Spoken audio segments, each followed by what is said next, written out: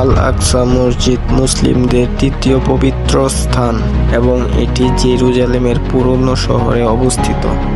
সাম্প্রতিক সময়ে social media ছড়িয়ে পড়া কিছু ছবি ও ভিডিও দাবি করছে যে ইসরায়েলি হামলায় আল আকসা মসজিদ ধ্বংস হয়ে গিয়েছে। এই ভিডিওতে আমরা যাচাই করব এই দাবিগুলো কতটা সত্য এবং কতটা গুজব। গত 6 এপ্রিল 2025 তারিখে 5 শতাধিক ইসরায়েলি বস্তি স্থাপনকারী আল আকসা মসজিদের কমপ্লেক্সে প্রবেশ করে তাণ্ডব চালিয়েছে।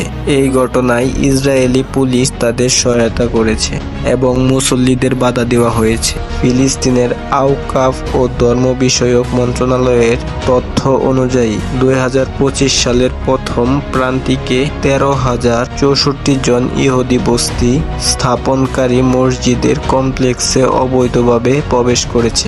আর এই দিকে সোশ্যাল মিডিয়াতে ছড়িয়ে পড়া কিছু ছবি ও ভিডিও যা দাবি করছে আল আকসা মসজিদ ধ্বংস হয়ে গিয়েছে, সেগুলো আসলে এআই দ্বারা নিয়মিত বা অন্য সময়ের ছবি।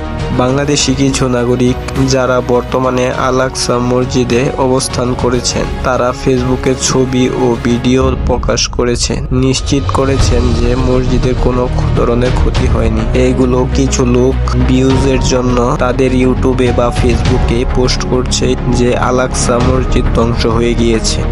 এই আল আকসা মসজিদ মুসলিমদের প্রথম কিবলা এবং এটি মিরাজের রাতে নবী মুহাম্মদ সাল্লাল্লাহু আলাইহি সাল্লাম এর উদর্ব গমনের স্থান। এই মসজিদটি শুধু মুসলিমদের জন্য নয়, ইহুদি ও খ্রিস্টান ধর্মাবলম্বীদের জন্য পবিত্র স্থান হিসেবে বিবেচিত। আল আকসা মসজিদে সাম্প্রতিক ইসরায়েলি হামলার ঘটনা সত্য, তবে মসজিদ ধ্বংস হয়ে গিয়েছে এমন দাবি ভিত্তিহীন। সোশ্যাল মিডিয়ায় ছড়িয়ে পড়া ভুয়া তথ্য ও গুজব থেকে সতর্ক থাকা জরুরি।